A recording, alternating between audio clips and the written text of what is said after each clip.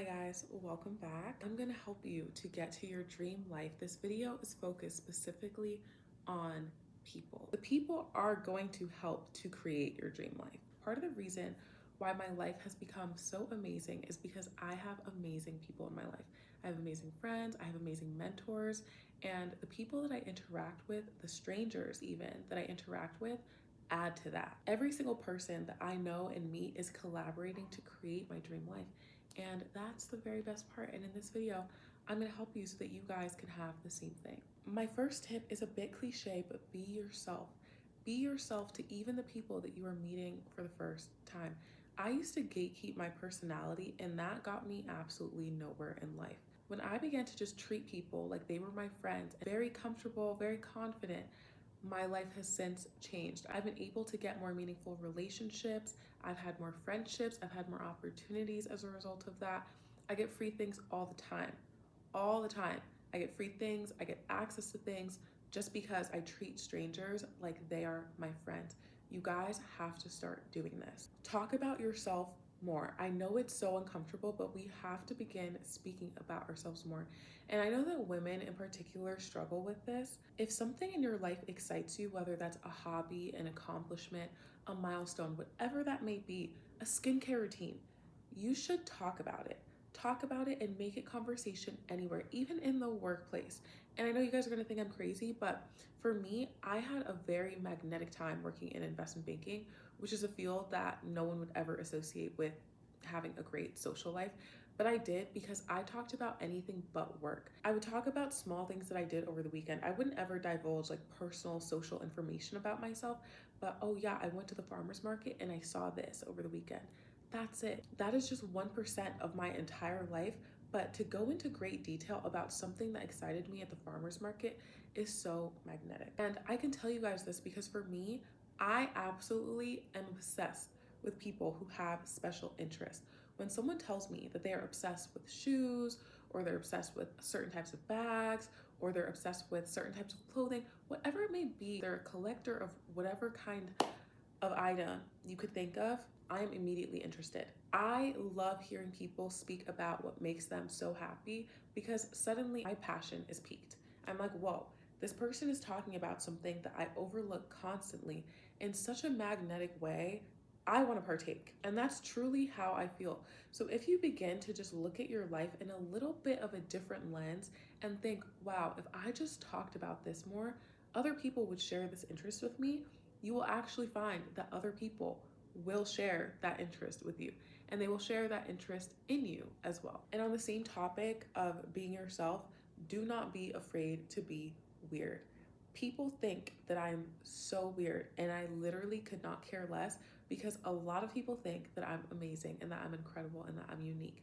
There's no one in this world like me, and I know that for a fact. I'm sure that there are so many other people and women who could have the same amount of magnetism if they were just more comfortable talking about themselves, if they were more comfortable talking about what they think others will find weird. I don't immediately approach conversations thinking that people are just waiting to find me weird. I approach conversations thinking that people are just waiting to see how amazing I am. And people treat me like that as a result of it. I also treat people like that. I want to know what people do. I ask so many questions. People can say something in passing, and I will ask a million questions about it because I want to hear what lights other people's fire. I want to hear what's going on in other people's lives. I'm interested, and so people are equally interested in me. Love out loud. I am unapologetically loving, okay? If I love something that someone is wearing, I will say it. If I love something about someone, I will say it. If I love someone, I will say it. I don't care about anything else but the fact that my brain and my heart are telling me that I love this and I'm going to let that person know. Everything else does not matter to me. I have seen people blossom as people just because of my love. I have friends who, when I first met them, they were not affectionate. And this is an inside joke with a few of my friends, because very few of my friends had this initial approach, but they were not affectionate. They would never be the type of people who would say, I love you.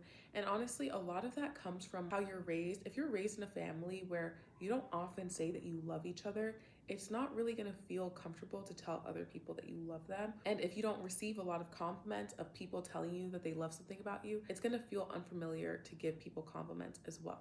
However, if what I just said spoke to you, it is time for you to change the cycle. Love out loud now. Those friends tell me how much they love me every second they can. They have become the softest, mushiest people as a result of me loving them. You can literally love into people. That's how powerful love is. And not that they didn't love me, they just expressed love in a different way, but love is loud. I don't think love is anything but loud. I don't believe in the social mind games that people play nowadays, like socially, romantically, on social media, whatever.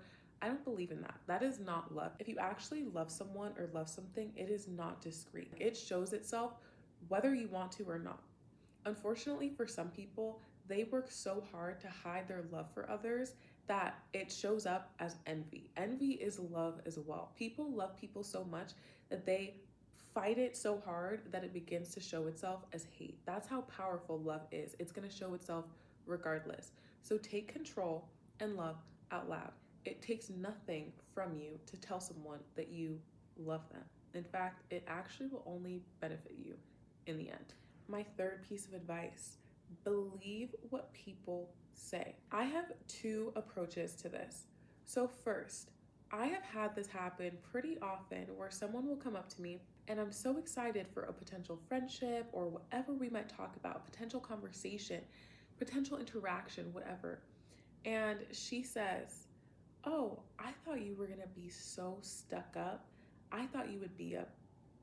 To me, that is one of the least magnetic things that you can do. This is not how you start a friendship. Anyone who has ever said that to me is not my friend today, because I believe what people say. When someone says something like that, they are projecting something that they feel within themselves. Believe what people say, because when someone says that to me, when someone says, "Oh, I thought you were gonna be up, I thought you were gonna be stuck up, I thought all this negative stuff," I already know this person is not meant for my life.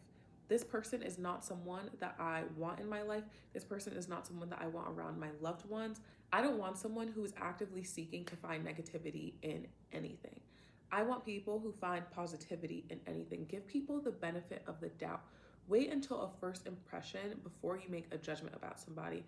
And if you have a preconceived notion about someone, keep it to yourself, because it honestly is just bad manners, to put it quite simply. That is bad manners to tell someone to your face that you thought that they would be a terrible person just by looking at them. We're not doing that. That's not how you build your dream life at all. Your dream life requires the most positive outlook in life that you can possibly imagine. That's why it's called your dream life.